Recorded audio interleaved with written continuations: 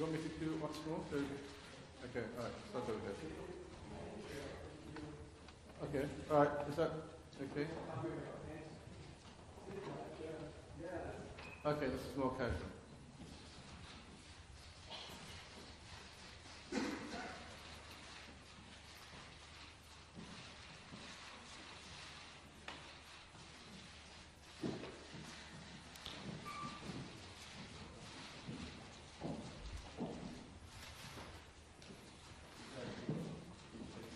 Yeah, just a minute. Okay.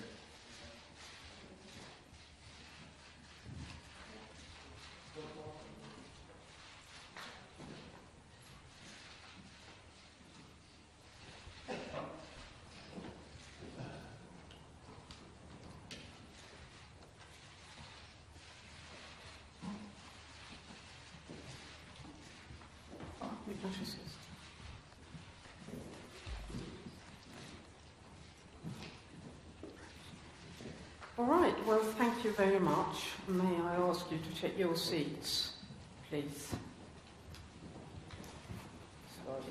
Please have a sit. Again, I think we're done with the photographing now. Thank you very much. I think we're done with the filming as well. May I ask you to please put down the cameras?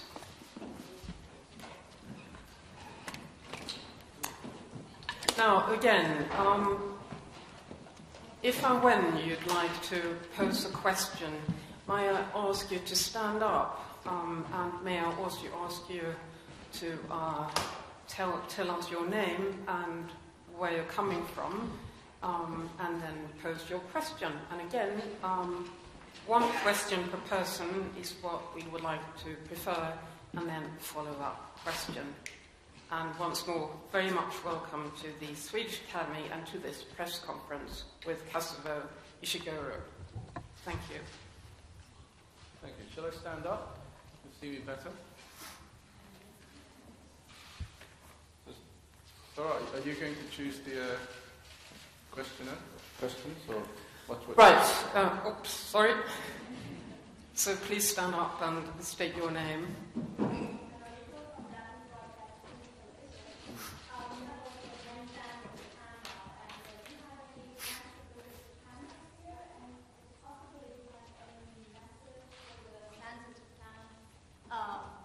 Few words maybe in Japanese, and then English would be... I can't speak in Japanese.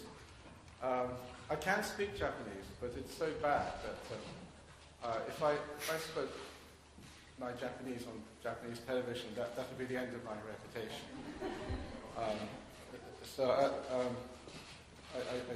I'll plead with you not to make me speak in Japanese. Sumimasen, but I can't do it. Message for people in Japan. I've been very touched, actually, by the emotion with which people in Japan seem to receive this news. I know that many people in Japan were listening to Mr. Danius' announcement, hoping that it would be Murakami-san, Haruki Murakami. But I'm told, I haven't seen this video, but I'm told that after a sort of silence of disappointment when people realised that yes, I was actually born in Japan, and people spontaneously sort of applauded and smiled. So I hope the Japanese people can feel proud of this victory, just as the people in Britain feel proud of this victory. So a part of me remains Japanese. And it's an international era. There are many international people like me. And it's very interesting I've been meeting a lot of other Nobel Prize laureates this year and previous years. And what's very striking is how many people do seem to have 2 or 3 countries or languages or cultures behind them. And I think this is very much part of what the Nobel Prize is about. It's a very international prize. And I'm very proud to be this international person, British and Japanese. Please.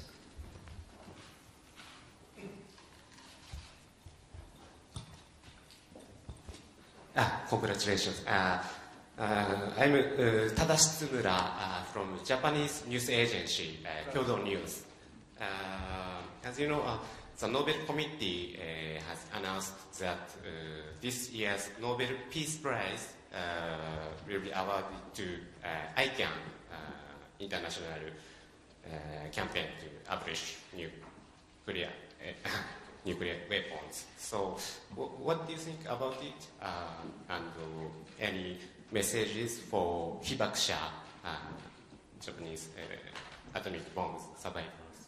Yes, well, I don't know if many of you here know, but I was born in Nagasaki, and my mother was indeed a victim of the second atomic bombing. So in a way, I've grown up under the shadow of this atomic bombing. And throughout the 1970s and 1980s, during the Cold War, here in Europe, people were very afraid of a nuclear holocaust as tensions developed between the Soviet Union and the West. And to me, it's been surprising, and I've been concerned that since the end of the Cold War, people seem to have assumed that nuclear weapons disappeared at the same time. And of course they haven't. The weapons are there. Of course the Cold War finished, but the weapons seem to be moving around, if you like, in less controlled hands. Yeah, and so I'm very happy about ICAN, and that the Nobel Prize has put a spotlight again on the importance of the nuclear issue. Because I think this is something we became very complacent about at the end of the Cold War. But it's a very serious situation, and I applaud this new generation of people who created ICAN, and I hope somehow we can continue to live in safety, although the world is becoming increasingly dangerous. Other questions?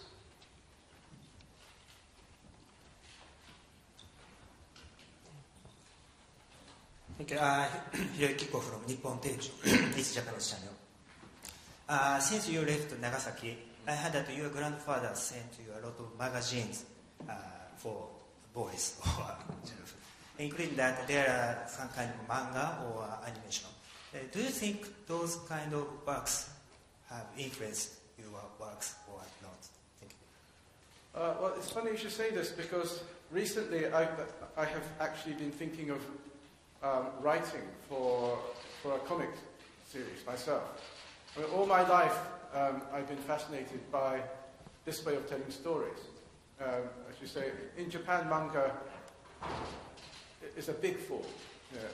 I think in Britain and in America, it's been seen as quite a lowbrow form until just recently. I would say in the last 10, 15 years, there's been a recognition that what you might call the comic form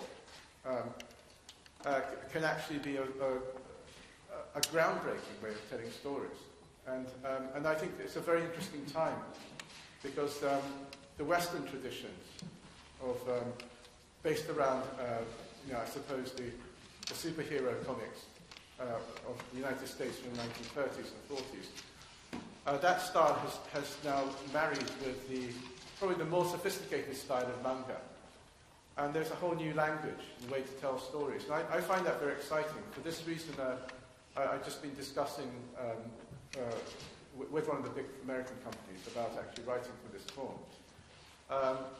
I think all storytelling forms, need to be explored at this time. We're going through a period of great technological changes. We are reading stories, consuming stories in different kinds of ways all the time. Now we have Netflix and we're streaming stories. So it's an interesting time for storytelling. There's so many different ways in which stories are told. And but from my childhood, I've always had a special love of this way of telling stories in manga form. And for me, one of the reasons it's unique is that and it's quite close to how I write my fiction. You have to leave so many things out if you're telling a story in still pictures. If it's a film or movie, you film somebody just moving from one position to another. In a comic, you have to just choose 2 or 3 moments, and everything else is left to the imagination of the reader. And that's very similar to the way I like to work as a writer of prose. I like to leave many things out, and the reader has to fill it in. So for me, manga has been I think it's a very important form, and I think it would be a very important form for the future. It's one of the great contributions that Japanese culture is making to today's world culture, I think.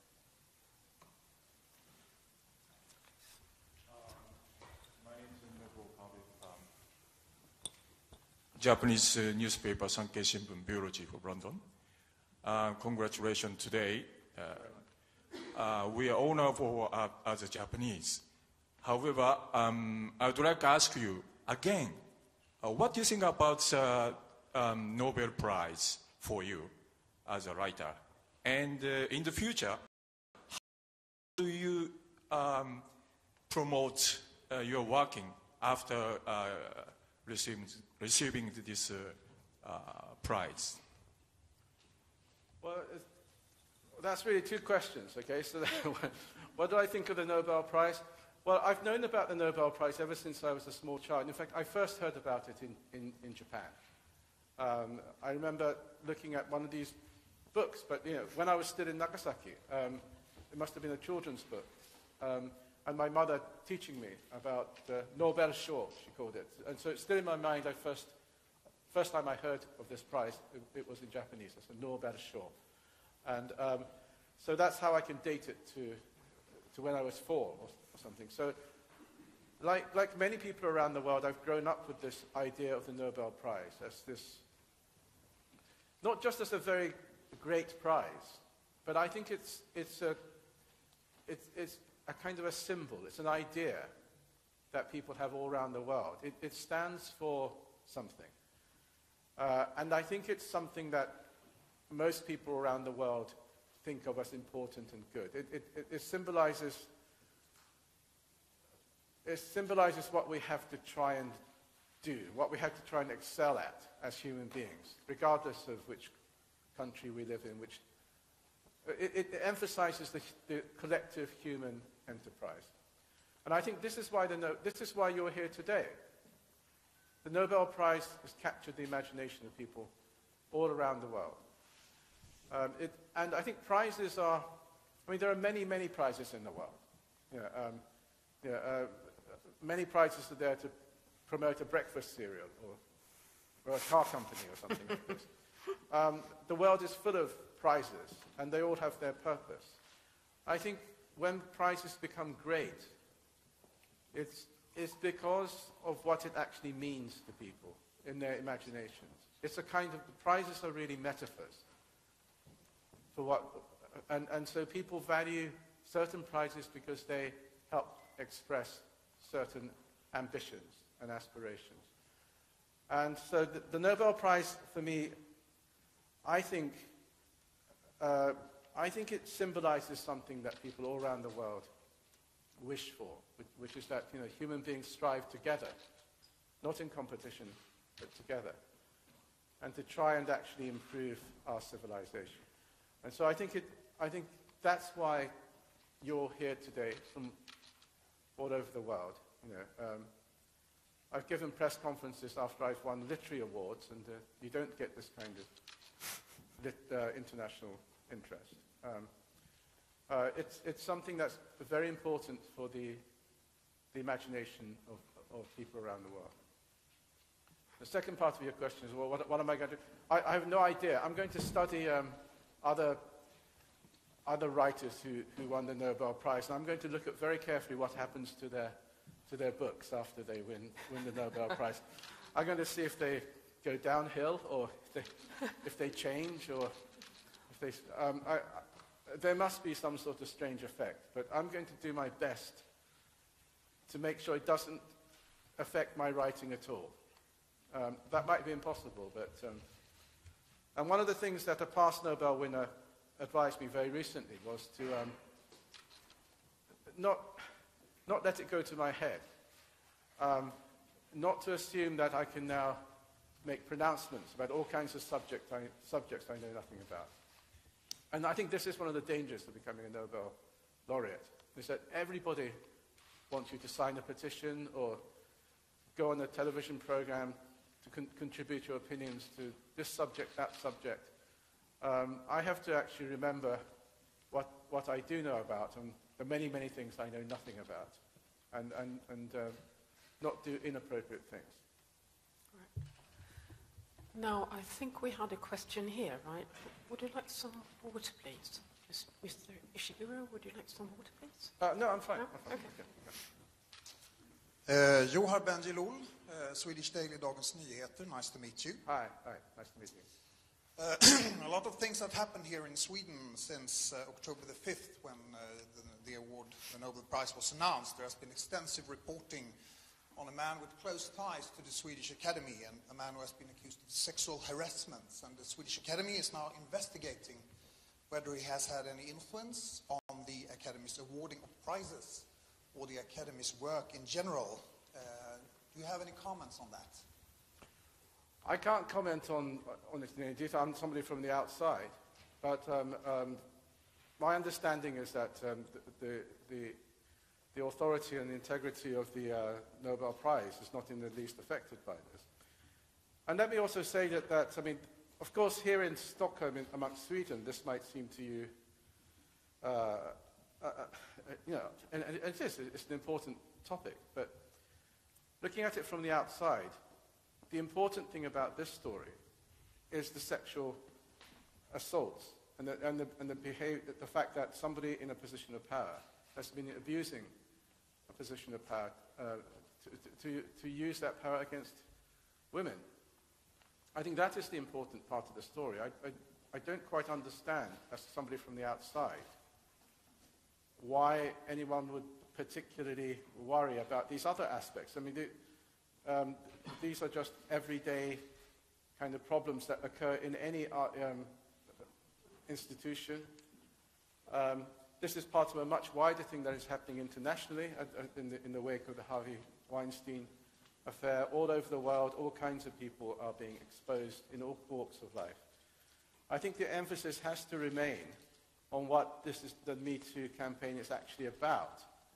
It's about, it's an accusation that's been made towards my sex, the male sex, and perhaps to society at large, that there has been something profoundly wrong about our assumptions about what is acceptable in everyday life, in all kinds of walks of life.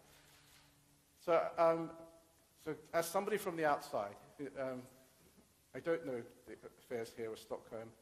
I'm absolutely satisfied that the integrity of the Swedish Academy and the Nobel Foundation is not compromised by this. I think the focus has to be, as it is all around the world, it has to be about sexual harassment by men in power of people who are vulnerable.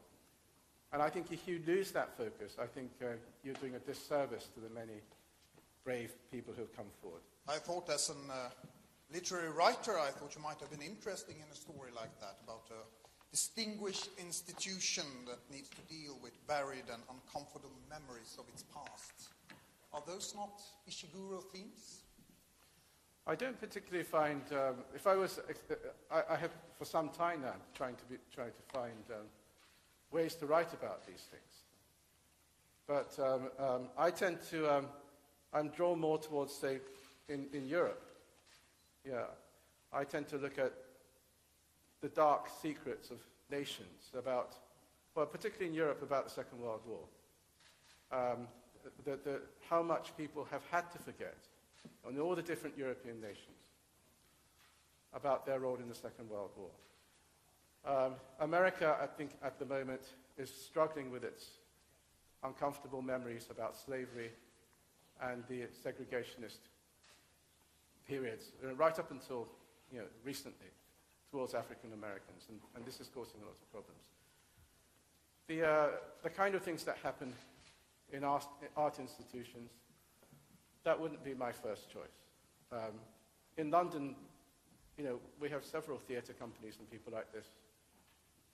We have this Kevin Spacey affair at the Old Vic and so on. I mean, it's happening. I mean, when we're talking on this scale, as I say, I would appeal to you to try and ask yourself, what is important about the Me Too campaign? Why is it important in the world? And what is this a part of? You here in Stockholm are part of something much larger, possibly revolutionary, that is going on in the relationships between men and women in the workplace. So I would ask you to think seriously, what is really important about this question? Right. We have another question here in the corner.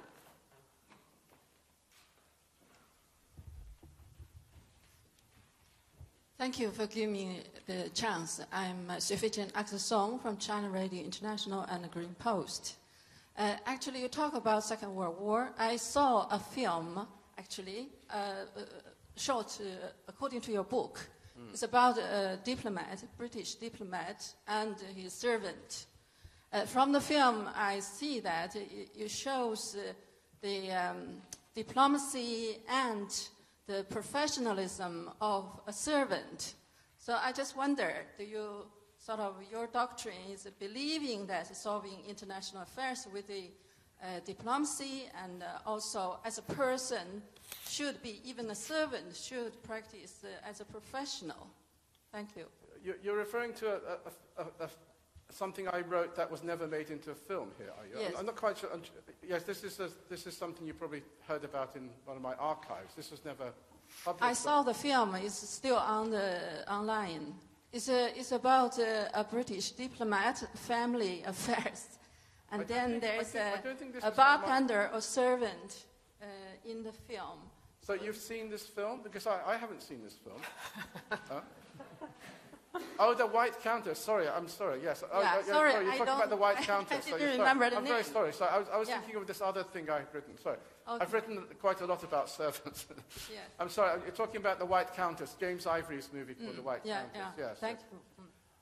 Yes, I mean, at that time, and I touch on this same theme in my book, The Remains of the Day, which was also made into a movie. This question about, I mean, we all live in small worlds, small, private, personal worlds. And then, and the question of how the small worlds that we live in relate to the larger political world is something that's always interested me. There's a tense relationship there. And in both The Remains of the Day and in this movie, The White Countess, I've looked at somebody who, to some extent, thinks he can exclude the larger political world. He can perfect something just in his small world by keeping out the outside world. But that proves to be impossible. And someone who doesn't realize that every small private world has some position inside a larger political one, and that brings certain responsibilities with it. I mean, that people who don't recognize that are in danger of wasting their lives, or indeed contributing to things that they would not wish to contribute to. So that's been a recurring theme. Yes, please forgive me. I was thinking about a different project that I wrote a kind of a outline for another movie about a diplomat, and I thought you were referring to that one, which never got made. Yes, sorry. Yes, of course that was made into a movie. Yes. With Ralph Fiennes and Hiroyuki Sanada and Vanessa Redgrave, Natasha Richardson. Yes. You think diplomacy is an important method to solve international affairs or conflicts? Yes, I think so. Yes, of course. I mean, I'm not an expert about diplomacy, but I mean, we have to. That's what we look towards, isn't it? Rather than military conflict. Thank you. We have a question here in the front. Thank you. Hello. Misaki from TV Asahi. On the topic of small worlds linking into a larger political sphere, as someone who thinks of themselves as part Japanese and part British, with the oncoming chaos that is Brexit that is happening, how do you situate yourself within this kind of culture, I suppose, clashing, one could say, of perhaps a British side of you and then an international side of you, and how you feel we're navigating this Brexit storm? Not a very clear question, but... Well, I've actually written quite frankly about Brexit in the Financial Times a couple of days after the British referendum to leave the European Union. And I make no secret of the fact that I'm a staunch, what they call a Remainer. You know, I think this is I think it would be a tragedy and a great mistake for Great Britain to leave the European Union. And I think, at the very least, I think the British people should have a second chance to think about this. Now that a lot of the details and the meaning of leaving the European Union is becoming more and more apparent. I mean, it seems, because I'm a novelist, I'll think in terms of metaphors, but it seems to me the whole Brexit thing is rather like there's a family living in a house, and suddenly a door-to-door salesman knocks on the door and bursts in at a time when the family are having a kind of argument or something, and sells them some sort of insurance policy or financial thing like this, making all kinds of great promises, and they sign on the line. And then a few weeks later, they discover that many of the things that were promised are not in the contract. But the salesman is saying, ha, I've got your signature here, so there's nothing you can do about it. Mm-hmm. I think that's how I see the situation. And if the people of Britain genuinely want to leave democratically, then that's what we will do. But I think we have to have another think about this, because I don't think anybody knew what it meant at the time, and I think many, many false promises were made during the campaign. But we're not here to really discuss Brexit, so I can't discuss that too much here. I was just wondering, that was leading on to the idea of just cultural identity, where you situate yourself, because you've mentioned a little bit that you are part Japanese. If you could elaborate on that. Well, I grew up in Britain from the age of 5, but I was brought up by Japanese parents in a Japanese home, speaking the Japanese language, expecting to return to Japan at any point. I always expected to lead my adult life in Japan until I was 15 years old. So until I was really more or less grown up, I never really thought of myself as somebody who was British in terms of citizenship. I still had a Japanese passport until I was in my 20s. However, of course, this was long before there was an international community in Britain. All my friends were English, sometimes Scottish, but that was it. Right? And so I became a product of a British upbringing, British education. So and now in those, I think I was kind of like an early prototype, if you like, for an international Japanese person, because Japanese people very rarely traveled in those days, and there were very few children like me growing up in a different culture. Now I think there are many more people like this. But I think people in Japan have occasionally looked at me as a kind of a prototype, particularly Japanese families who have children growing up in other countries, to see what kind of monster will turn up if a Japanese child grows up outside of Japan. You know, and so I'm hoping now that I've won the Nobel Prize, I can present a more positive outlook. It's not the end of the world if you're Japanese and your small children are growing up outside of Japan. On the contrary, I think that you can have a very rich confluence of cultures and ideas. And I think it's given me an interesting perspective, both on British culture and on Japanese culture. The fact that I was between the two of them. And I think it has a lot to do with why I was able to write in the way I was able to write.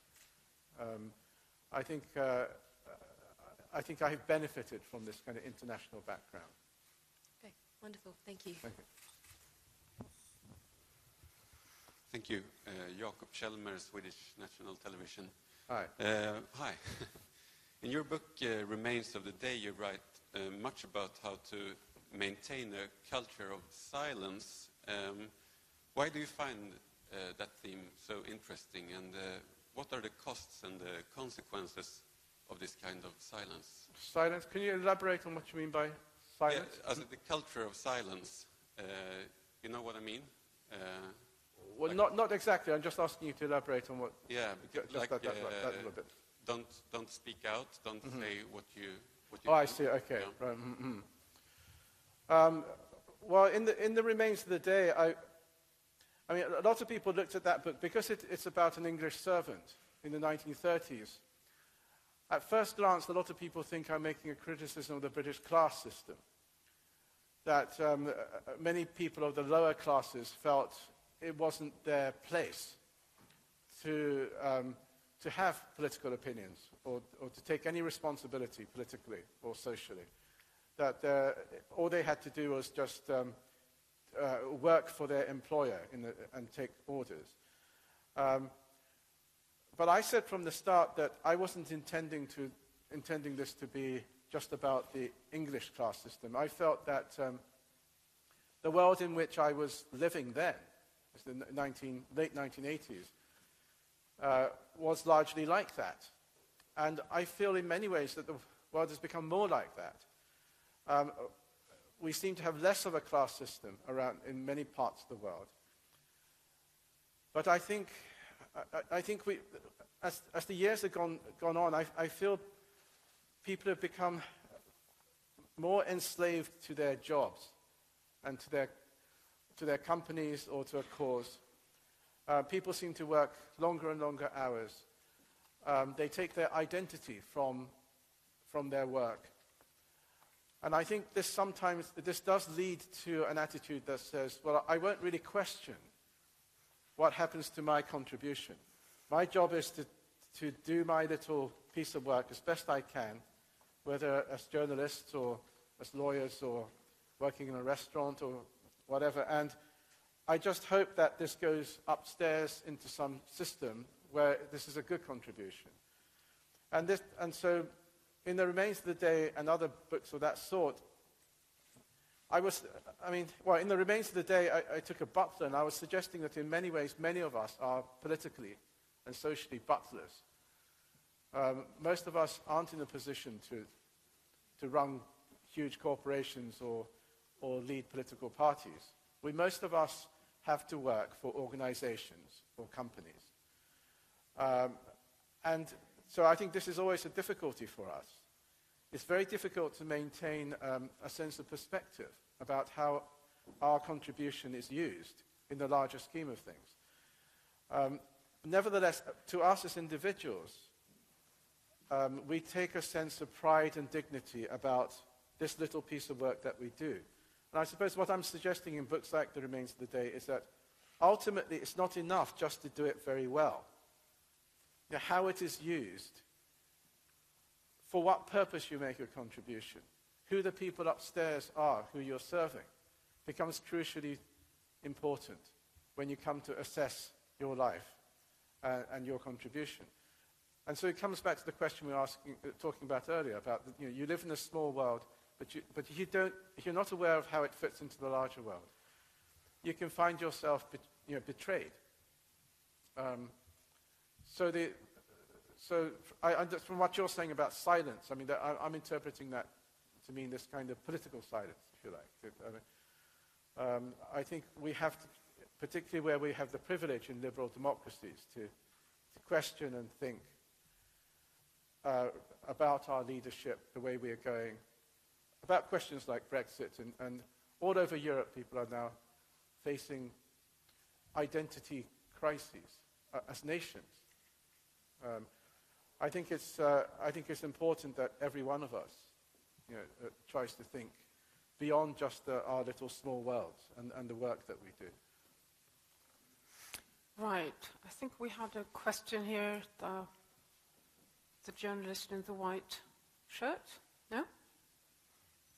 Didn't you raise your hand? Sorry, I thought you raised your hand, didn't you? Yes. Yes. Hello, my name is Mariko Kutaki. I'm from Japanese newspaper Nikkei. I was just wondering if you could share with us, if possible, a bit on what could be next theme for your next book, or if there are any particular areas that interest you at the moment. So I didn't quite get the last bit of your question. What could be a theme for your next book, or if there are any particular areas of interest for you right now? Well, I mean, I have the themes I always write about, but for some time I have been interested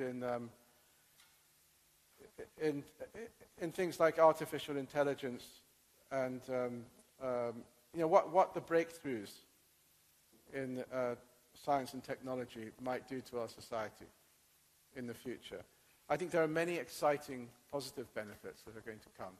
But of course, it means societies would have to adjust enormously.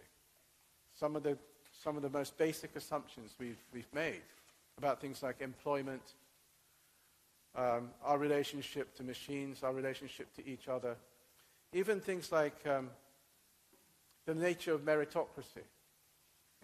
Why one person deserves to have a better job than another. All these things we're going to have to look at again. So I'm quite interested in looking a little bit to where we are going, because I think we're moving very, very fast at the moment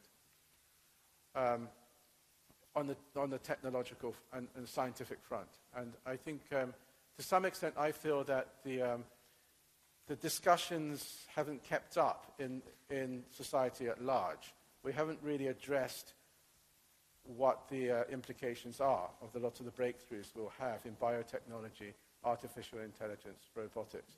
In many ways, the world is much better prepared for a zombie attack on our major cities, because this is something we rehearse over and over again in movie after movie. And so I think if the zombies attacked us all, we'll all know what to do. But I don't think we haven't been having a proper discussion about breakthroughs that are either already on top of us or just around the corner. So I've personally been quite interested in all these things. I've been talking to a lot of people, and the novel I'm writing is around these kinds of themes. Right. Other questions, please? Please. Sorry, I meant the lady in the front row. Thank you. Shiomi Kadoya from Japanese Yomi newspaper. Hello. Congratulations. Hello. You mentioned about benefiting from growing up in an international background. And if you could elaborate a little more, was it difficult to grow up as a Japanese person in a less globalized Britain? And like growing up in between cultures, did it give you a deeper understanding of society? I can honestly say that I don't think for me personally, it wasn't a difficult thing. I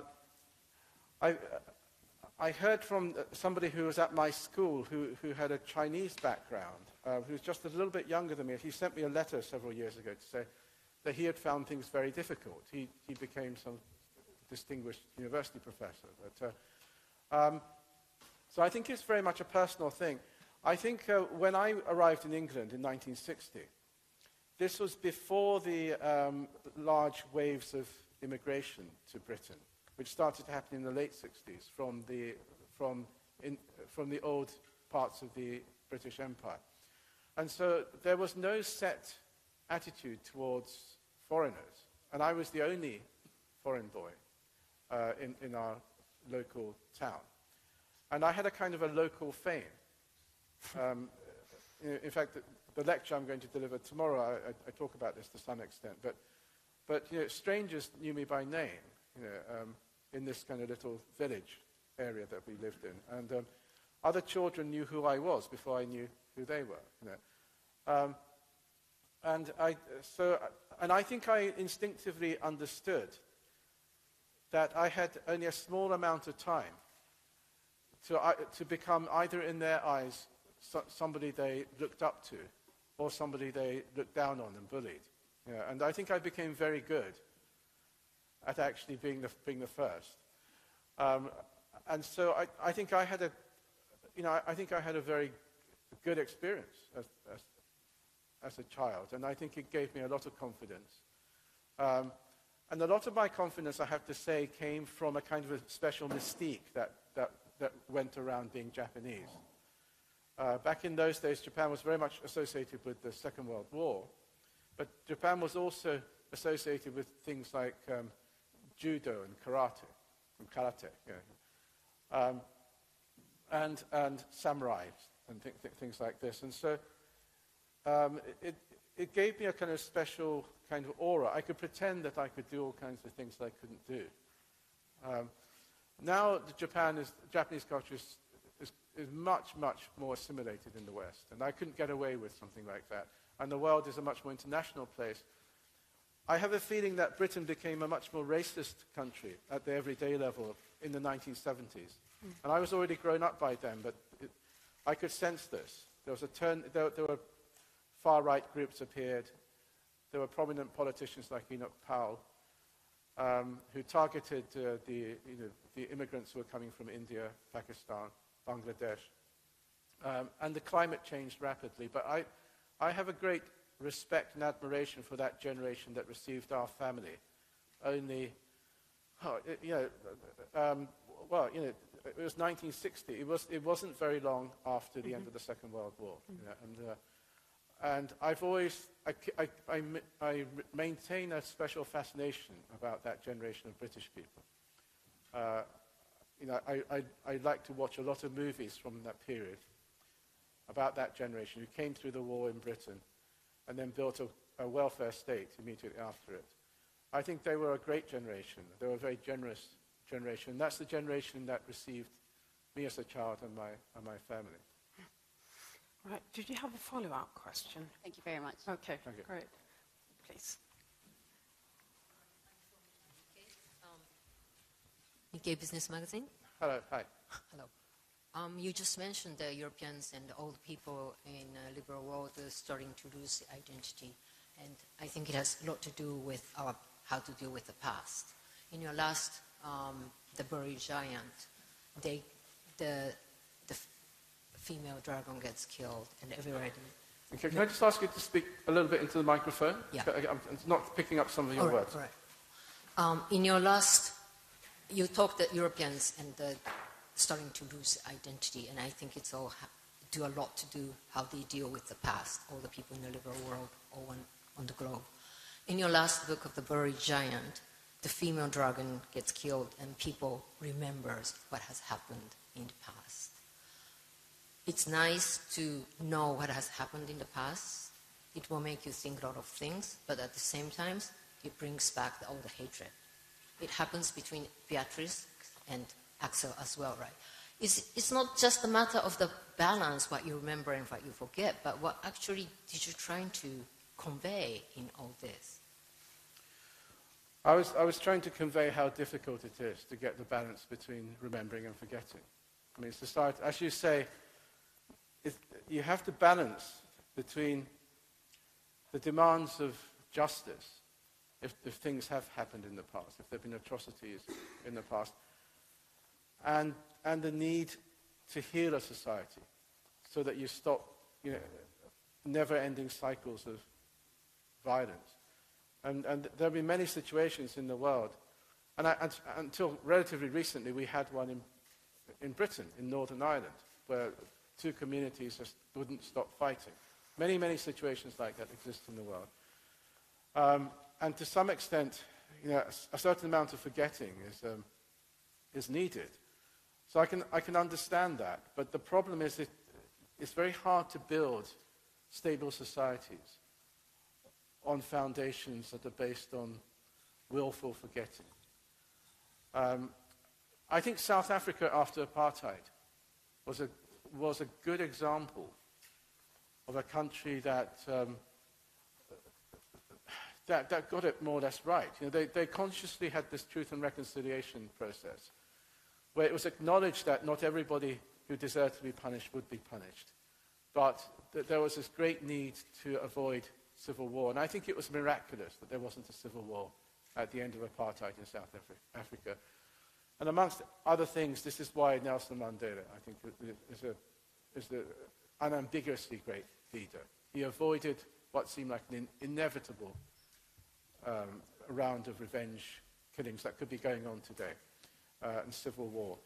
And I think to do that, you do have to address both sides. You know, and recently I was in an audience listening to President Paul Kagame of Rwanda, and I didn't know quite what to make of what he was saying, but I can certainly see how difficult it is. You know, when you try to hold a society together, when terrible things have happened between communities within that society. And as I say, I mean, Europe, I think, after the Second World War, I mean, in order to go forward and create this miracle, Europe was changed from this terrible place of carnage and a place dominated by totalitarian regimes.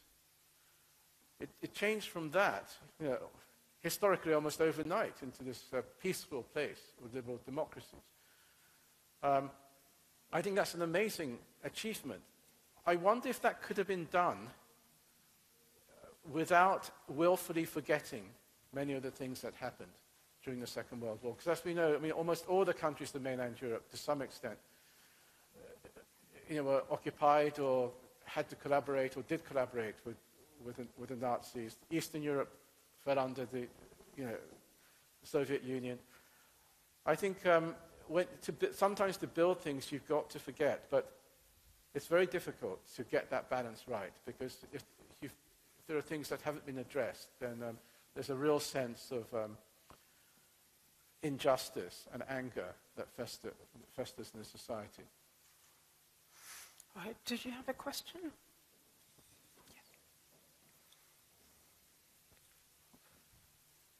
Yes, this is Sato of Mainichi Newspapers. May I understand that you are working on new novel, and at the same time you are working on the project of manga comics? That means that you are writing a concept or storyline so that somebody else is drawing for you, or you're not writing novels about manga? Or No, I was writing. Well, all right. I'll be absolutely frank with you. I was quite a long way towards finishing my novel when I was approached by one of the big American comic companies and asked if I was interested in working for them. So I've been discussing that with them. But I think that one of the things that the Nobel Prize has done is that I think there's a feeling that I should hurry up and finish my novel. So that my first work after winning the Nobel Prize shouldn't be this comic. But I mean, these are both projects that I'm looking forward to completing. I should say about things like comics, I mean, I always think it's useful for a novelist to also do work that involves collaboration. Because one of the disadvantages of being a novelist is that unlike musicians or people who work in the theatre or the cinema, or indeed the other scientists who are here, they work in teams. They influence each other. They continue to grow by exchanging ideas. One of the dangers for a novelist is, you know, we tend to work in isolation. And so over the years, we can start to become very inward-looking, and we stop receiving the influence and ideas that come through collaborating with other people. It's not enough just to read other people's books.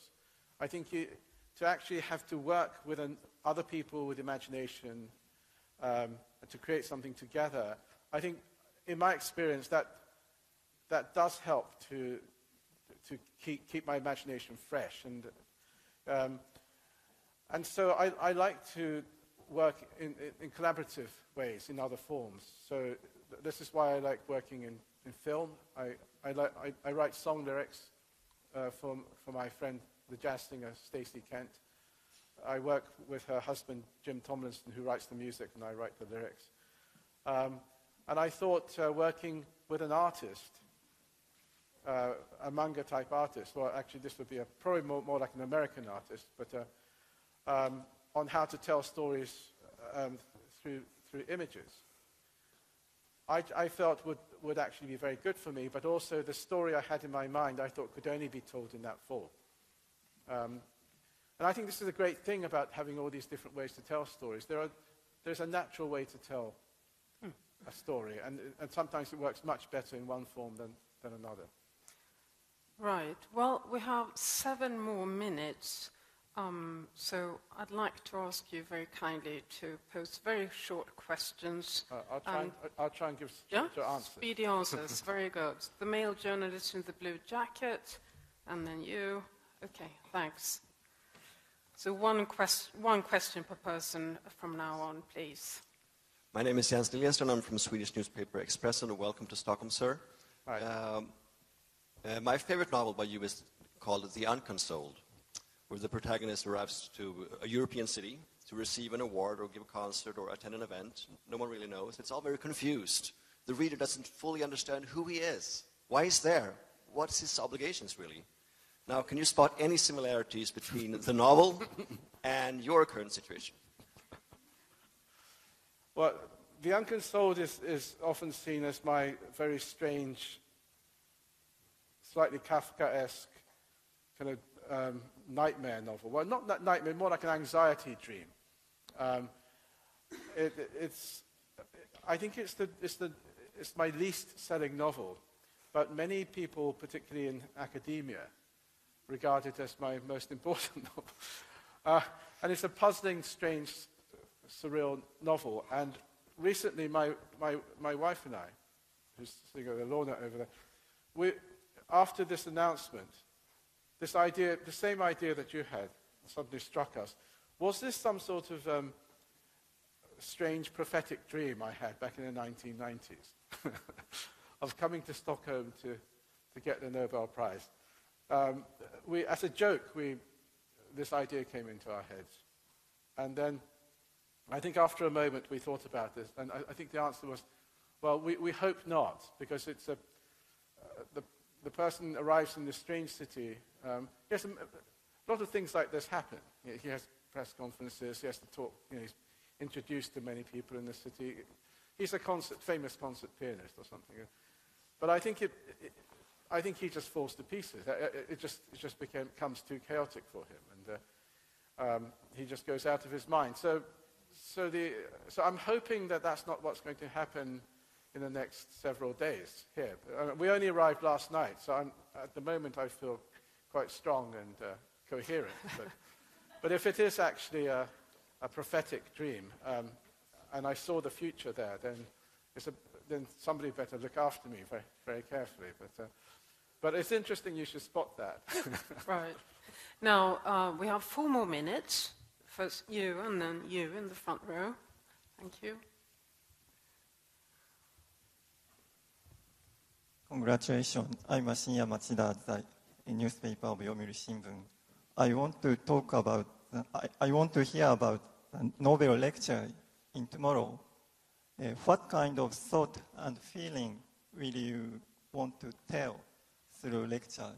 And if it is possible, please tell me the title of the Nobel lecture. No, you're going to have to come to the lecture. You can't ask me that. No, I mean, I have to. It has to be a surprise. Right. And on that note, may I ask you to ask your question, please? Hello, I'm Shemaine from NHK News. Hi. Congratulations. Thank you. When on the day that they announced your winning of the award, you said in the press conference that we live in quite uncertain times and there's a loss of confidence in our own liberal democracies, and that you hope that literature could help mend that and heal it. In what way literature could do that?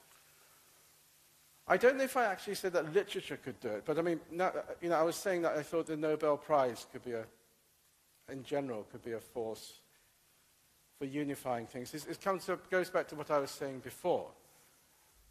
I think prizes are valuable insofar as they occupy a certain idea in the imaginations of people around the world.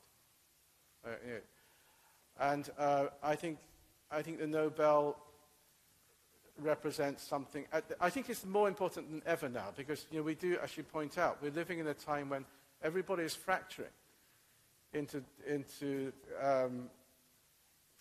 rival groups, even within countries that have held together for some time. Great divisions in America at the moment, I would say.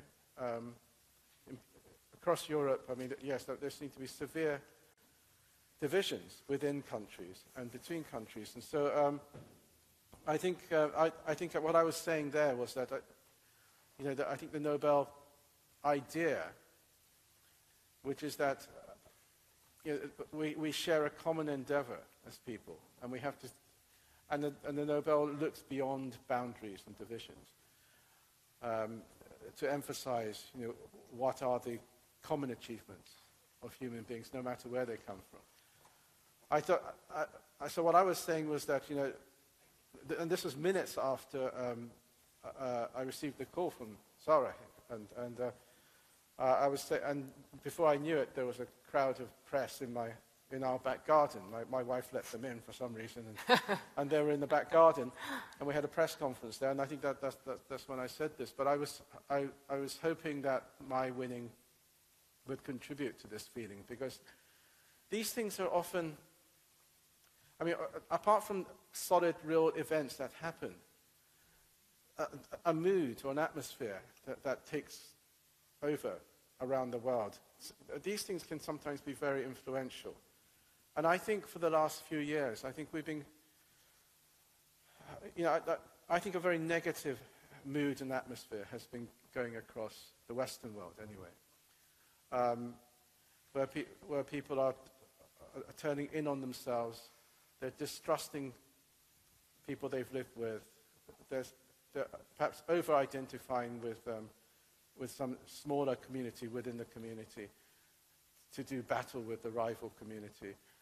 And I was hoping, I was saying, well, in a way, I feel privileged if I can be part of something that is a symbol that counters that idea. And sometimes the change in mood, even if it's not based on anything very solid, these things are important because I think that they lead to things. And I think we need things that change moods at the moment. We need something that unifies us. Well, thank you very much, Kazuo Ishiguro. That was a beautiful press conference, and thanks all very much for coming. And I'd like to suggest that you all join me in thanking Mr. Ishiguro for this conference. Thank you. Thank you all for coming. Thank you very much. And my thanks to the Swedish Academy. Thank you very much.